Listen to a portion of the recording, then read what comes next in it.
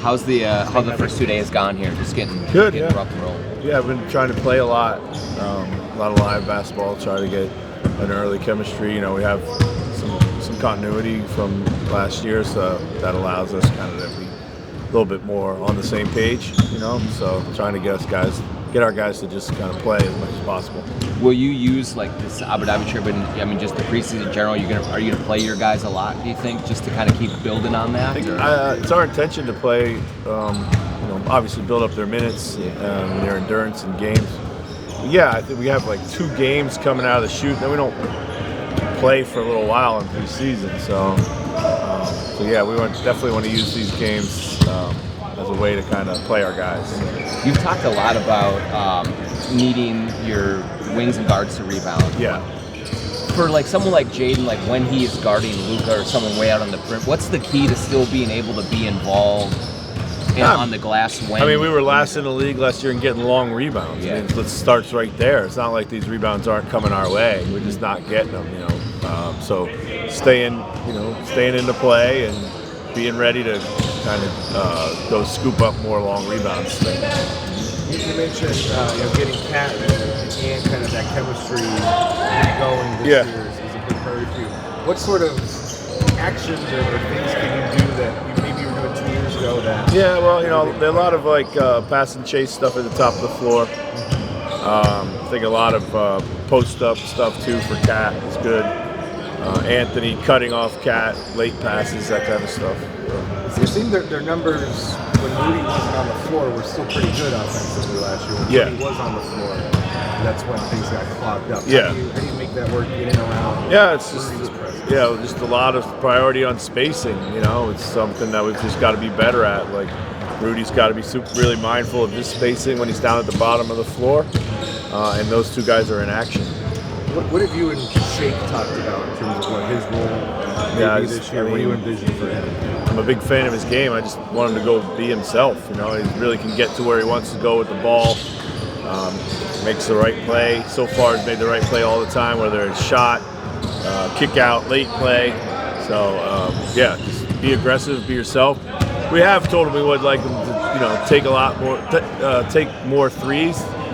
He's a really, really good shooter, and he's also really good with the ball in his hands. So, I don't want him to turn down his threes. Is this a nice, transition for him, Chris? He played with Joel and James. Yeah. You feel like just playing with ball-dominant guys and being able to, complement them? He's been in the league long enough. I think he really understands how to play, understands who he is as a player. I think he kind of just plays his game anyway. Obviously, he's got to learn the tendencies of those guys. He hasn't played a ton with, Cat and Rudy just yet in camp, but he will. I can see be a really good partner with Rudy in pick and roll. Do you anticipate calling more sets with the starters than the reserves? Pardon? Do you anticipate calling more sets with the starters than the reserves? Yeah, I think so. I think there'll be a bit more structure with those guys, just make sure the spacing's on point. Talked a lot last year about what Mike brought for you guys. Yeah. I just kind of looking back at some of his numbers and how good individually his numbers were last season once he got here. Yeah.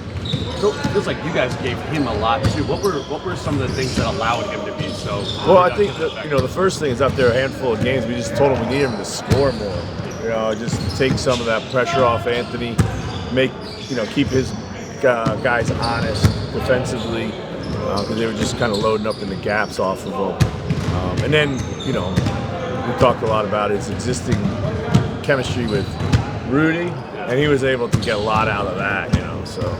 He was clean, get cleaner look. I can't. The numbers are just kind of staggering. Yeah, I thought almost he never takes a bad shot. Period. Right. So I think with some of particularly with he's so comfortable with Rudy and pick and roll.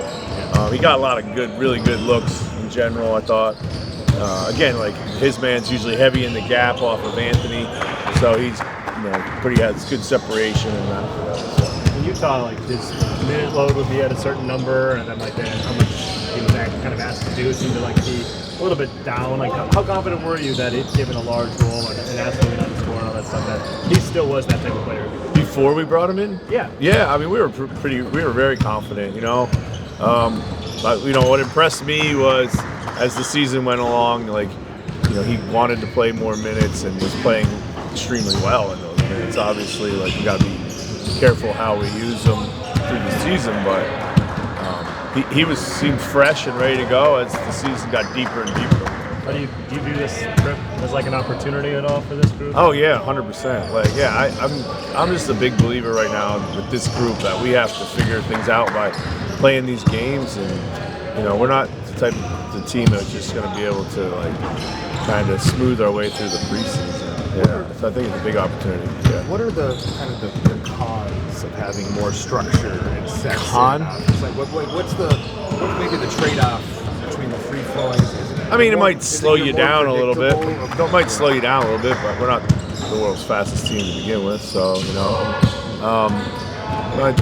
might take away some creativity, but nothing's going to be overly elaborate. Just this better starting structure. Like, we get in trouble when we don't have good structure to start an offense, you know. So.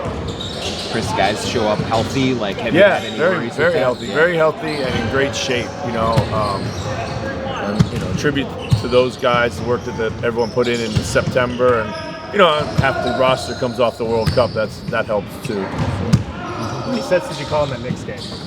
The Knicks game? Yeah. Oh God, I don't remember. Why? Probably not many.